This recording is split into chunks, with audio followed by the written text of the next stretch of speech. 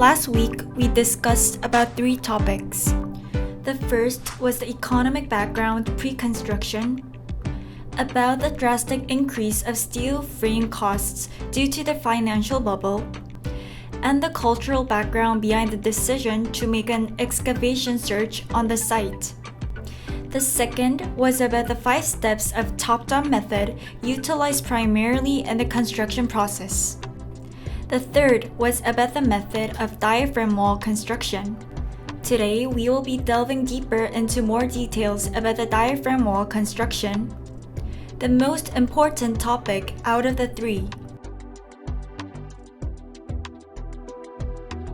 We will help you understand why the diaphragm wall construction was so important in the construction process of TIF, what solutions were given to solve the initial problem, and how effective these solutions actually were. This is Team 1. We will now begin today's discussion about diaphragm wall construction. Last week, we learned that the construction was focused on 3 keywords: earthquake, wind force, and vibration. Today, we will focus on the keyword vibration.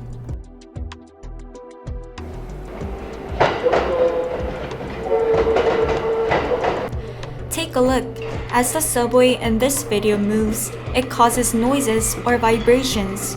If a train moves above ground, some of the vibrations would move along the surface, while some would scatter into the air.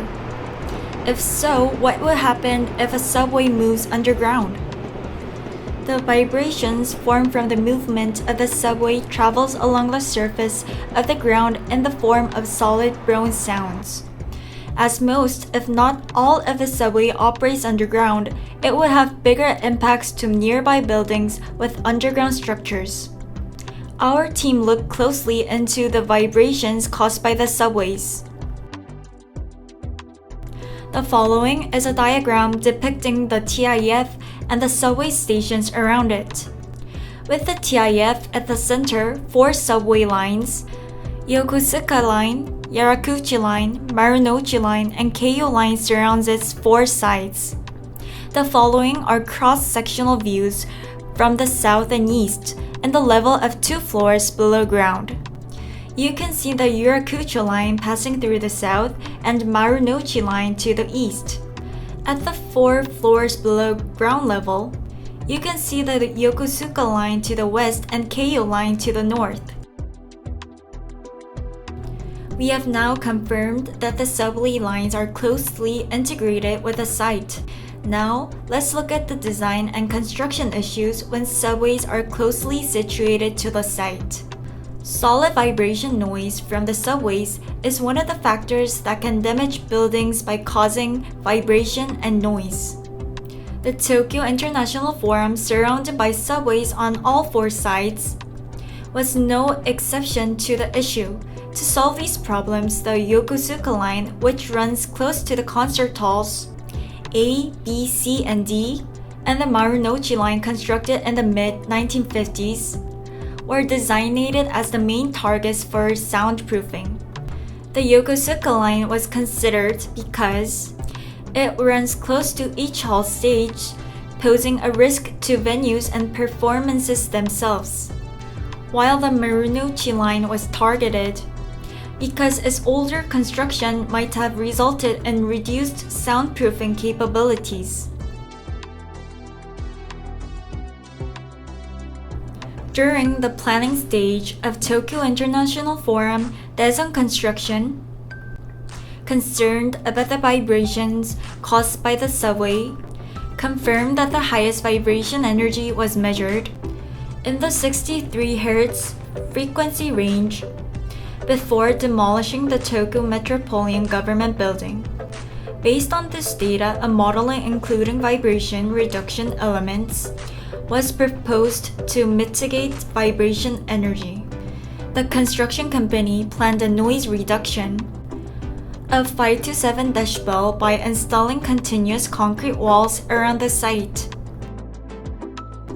4 halls A, B, C, and D, which had a high priority for soundproofing, a box-in-box structure, A double soundproofing structure was adopted, planning an additional reduction of 10 to 13 decibel. Now, in the phase of introducing overall underground work, we will sequentially present the construction process of the underground continuous walls surrounding the basement levels 2 and 3 and the process of seeker and expansion joints, which were the main factor in achieving soundproofing effects. Next, we'll be presenting the entire underground construction process. This process revolves around the concrete diaphragm wall surrounding the second and third floor underground. You may recall that Tokyo International Forum used the top-down method in its construction process, beginning the construction from the ground level and going down as it progresses. However, the pressure from the surrounding earth increases as the structure goes further underground. Let's look at the technology Daesung adopted to combat this problem. The previous ground removal process used to build the Tokyo Metropolitan Government Building prior to the construction of TIF was used as a basis for the construction of the TIF. The existing earth pressure wall on the west side was used as it was in good condition. New concrete was poured into the north and south side. The east side utilized an earth anchor, which is more convenient method compared to pouring concrete. However, this method was used only on the east side, and this method would have posed risks of touching the subway lines in any other sites. Through these processes, the space in which the top-down method could be applied was prepared. The construction team could now move on to pouring the concrete diaphragm wall from the second basement floor, which aimed to reduce the noise and vibration from the adjacent subway lines using the SMW method. SMW, an abbreviation for soil cement slurry mixing wall, is a wall that is built underground by mixing and stirring soil cement slurry all together directly in the construction site. The SMW method involves drilling holes in the ground using a specially developed multi-shaft kneading auger machine. The cement slurry is discharged from the tip, and the soil is drilled and mixed into one element to create a soil cement wall. A continuous and integrated soil cement wall is created by completely wrapping the shaft at the end of the element with the next element. The following is the full work process of SMW on the site. First, the hose in the middle expels air to prevent bleeding of the concrete. It also sends out bentonite stabilizers and water-mixed cement slurry, mixing it with the original soil and digging into the ground. Second, this drill digs into the ground and comes back out repeatedly to ensure that the soil cement mixture is completely mixed. Third, a group of 3 drills of the auger creates 3 continuous holes. This process is repeated in the sequence of middle, left, and right.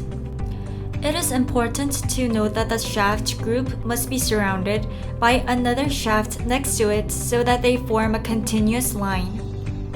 Lastly, an H-beam is placed in every other hole so that the H-beam is aligned like the picture above.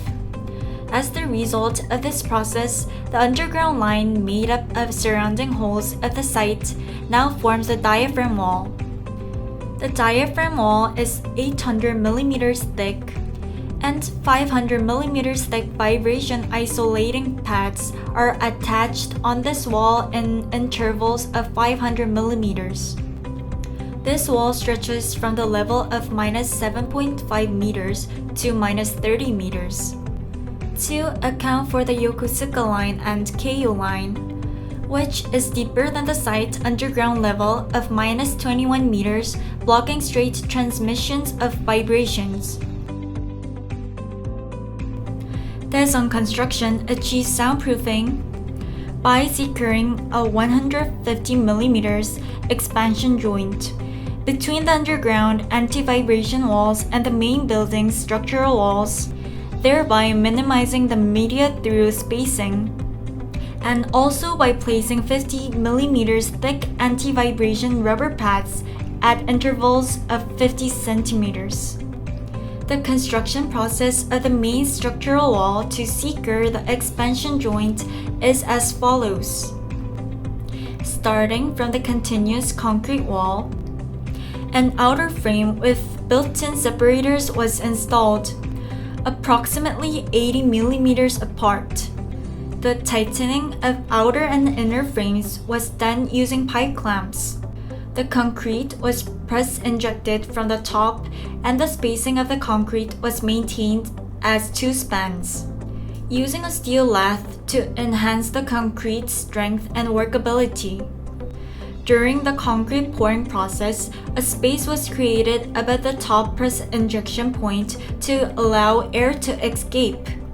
Additionally, a hose for injecting non-shrink mortar was pre-installed at the bottom of the upper structure, and the joint was treated before pouring the structural wall.